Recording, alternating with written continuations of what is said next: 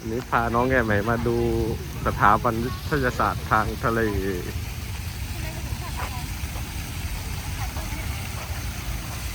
คุณพ่อถ่ายวีดีโออยู่ค่ะ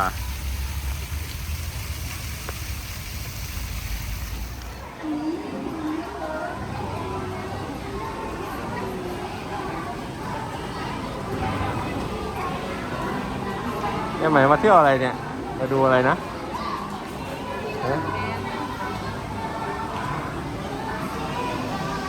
แก่ใหม่มาดูอะไร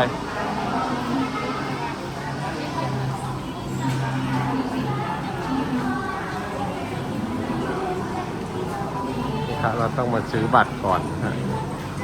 ผู้ใหญ่80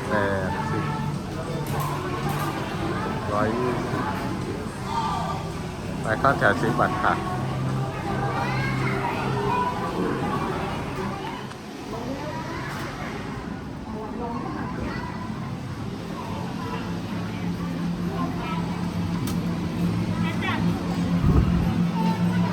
ว้าวหนูจะไปดูอะไรเนี่ยไปดูปลาสิเนี่ยมีปลาตรงเนี้ยดูชี้ปลาอะไรโอ้มีปลาเยอะแยะเลย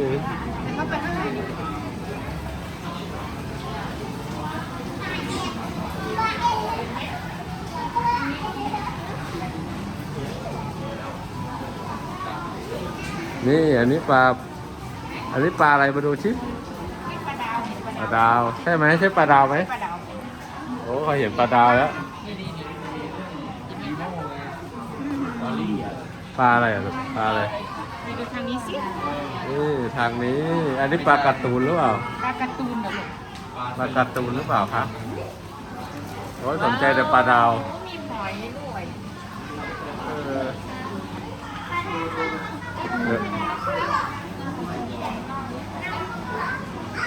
อันนี้ปลาอะไรเนี่ย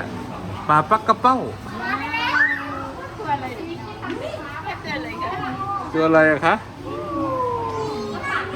เวลาปลาดาวปะ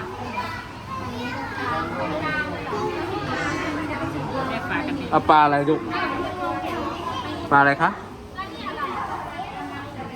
อันนี้ปลาปักกระเป้าว้าว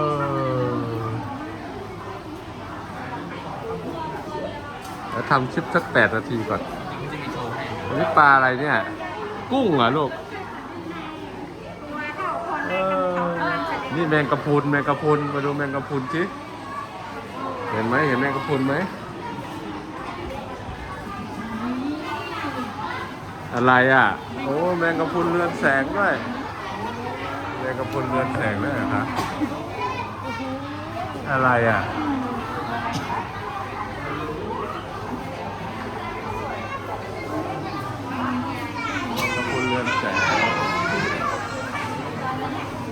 ชอบไหมหนูชอบไหมอันนี้อะไร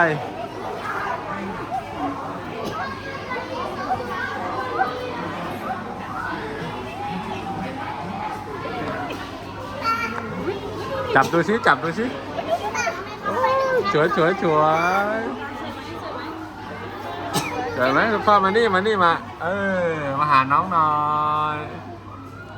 ยเร็ว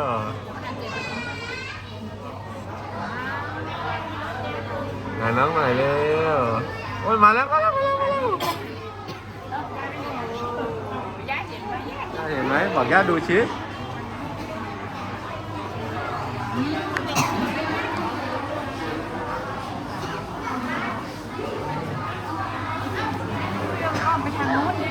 ไหนยังไม่เห็นทางนี้เลยเหรอ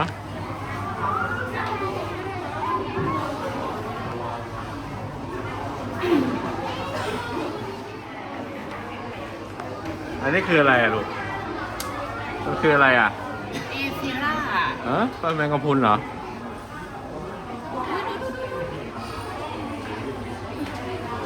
มันคืออะไรคะแมงกะพรุนเหรอโอ้ทางนี้เยอะเลยนี่ลูกว้าว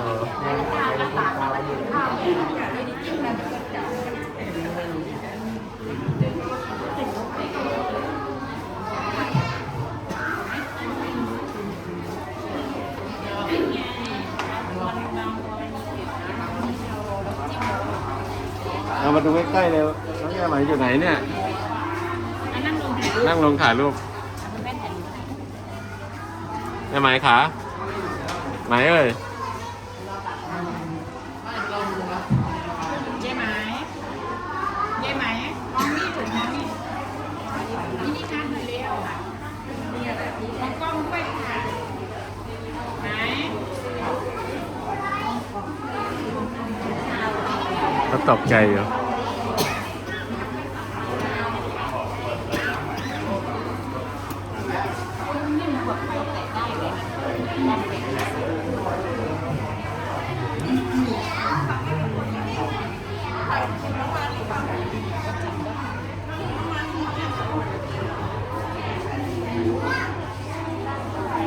แมงกะพรุนพระจันทร์อันนี้คือแมงกะพรุนพระจันทร์ชื่ออะไรอ่ะลูกคืออะไรอ่ะเนี่ยพ่อถ่ายอยู่นะ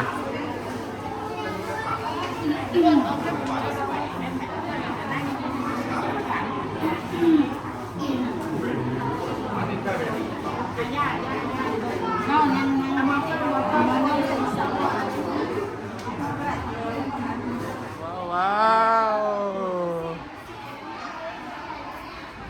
ปลาสวยงามเหรอลูกคือปลาอะไรอ่ะลูกฮะปลาอะไรมันคือปลาอะไรนะ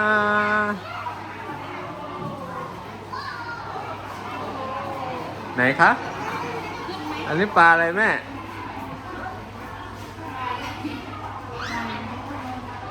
อันนี้ชื่ออยู่นะฮะปลานวลจันทะเลเหรออันนี้อะไรหอยเหรอลูกฮะหนูชอบไหมชอบไหมโอ้โห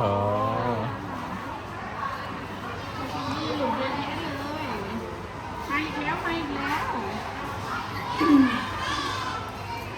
ชอบไหม ชอบไหม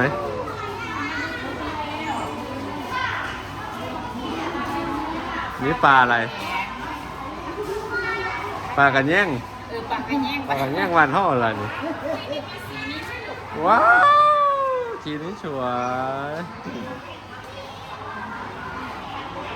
สวยมาก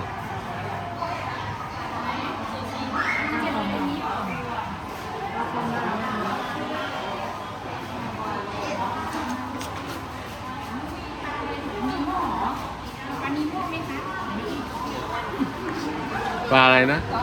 โอ้โห ทำไมมันสวยจังเลย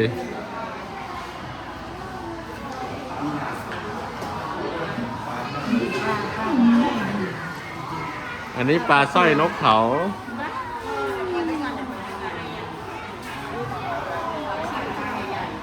สร้อยนกเขา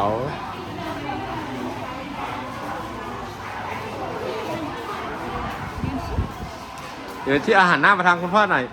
เยี่ยมๆด้วย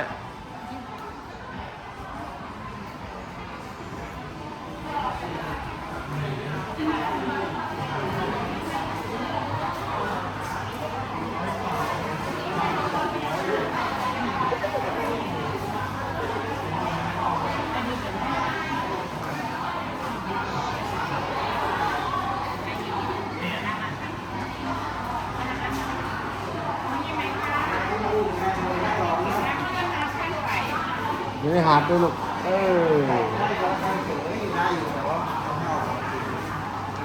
ไม่งั้นเขาจะรู้ว่าเขาจะใช้ใช่ เฮ้ยสิบหกสิบนะ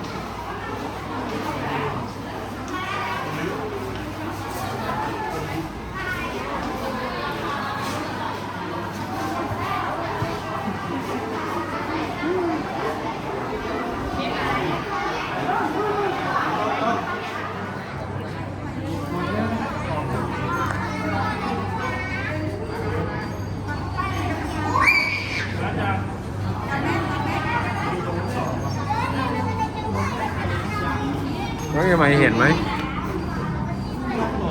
เห็นอะไรอ่ะเห็นอะไรครับลูกปลาอะไรบ้าง ปลากระเบนก็มีเหรอครับ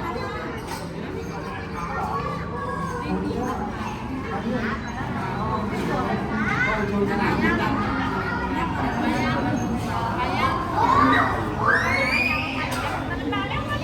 าแล้วมาแล้วมาแล้ว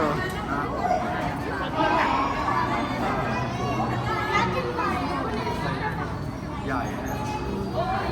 โอ้ตัวใหญ่จังเลยอ่ะปลาอย่างนี้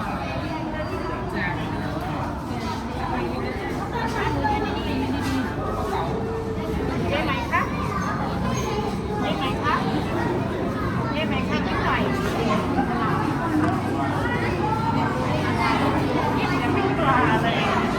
นิ่งๆเลย มาแล้วในโรงนี่เห็นไหม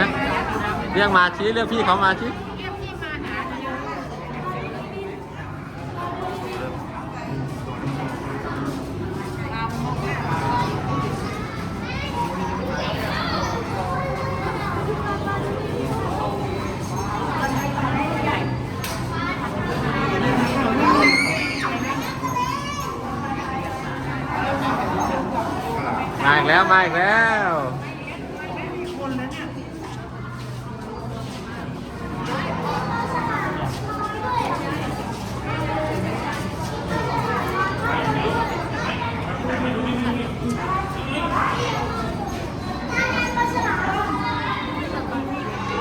เราจะใหม่ลงไปดูแล้วนะ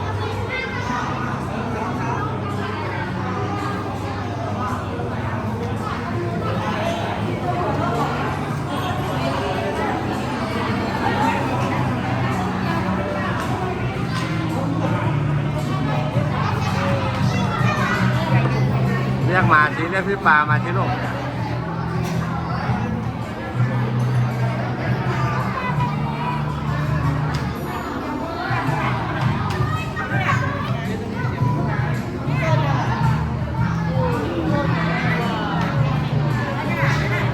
คือปลาอะไรอ่ะลูก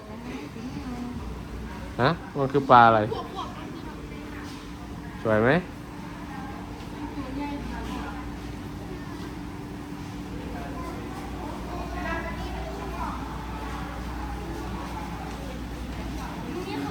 สวยไหมสวยไหมสวยจังเลยตรงไหนนะ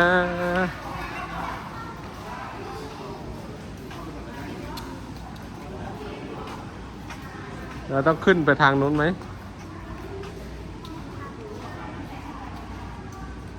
ข้างบนมีอีกไหม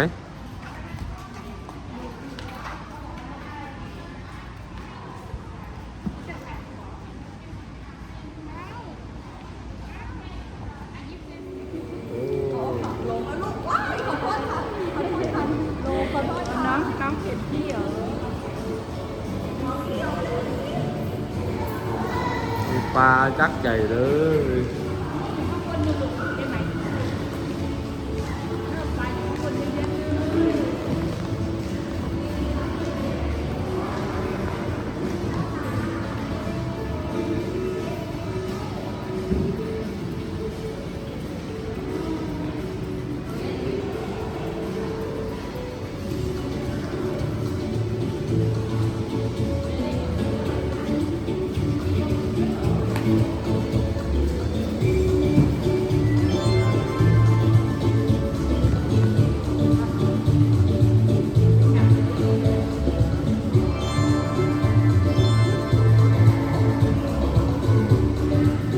จับได้ไหม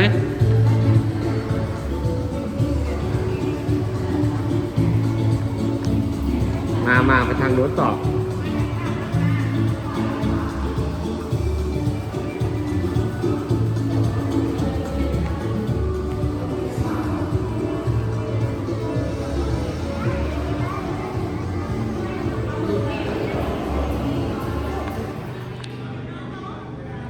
ไปเรื่อยๆนะคะน้องเงยใหม่กับคุณย่า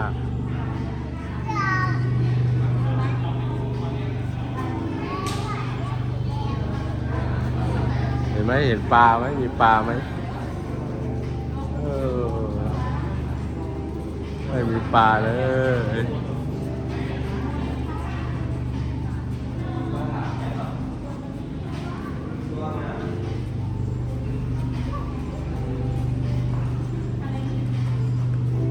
ต่อแล้วนะคะ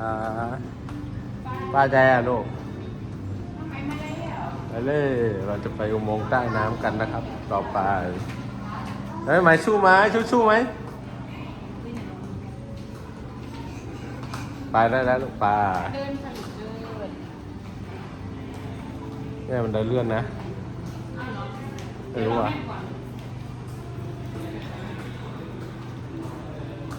เราถึงอุโมงค์ใต้น้ำเลย มาเดินเอาใช่ไหมไม่ได้เลื่อน น้องเยี่ยมไหม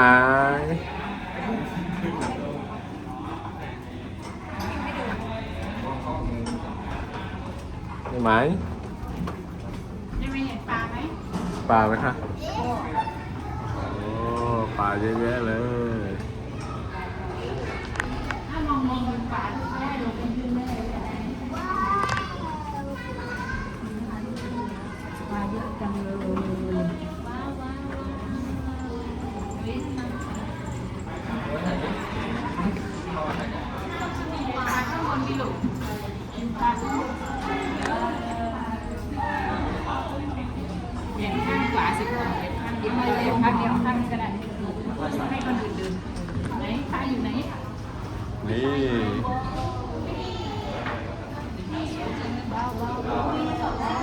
เอาไป มากค่ะ โอ้โหเขียวหรือหยิบกันดิปลาเก๋าเขียวว่าเนี่ยไง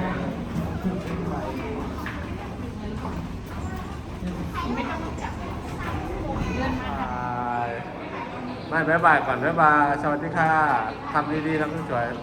ๆเอาบ๊ายบายเรื่อยๆอันนี้เอาบ๊ายบายกันนี่หันอาหารปิดคลิปอ่ะบายสวัสดีค่ะค่ะ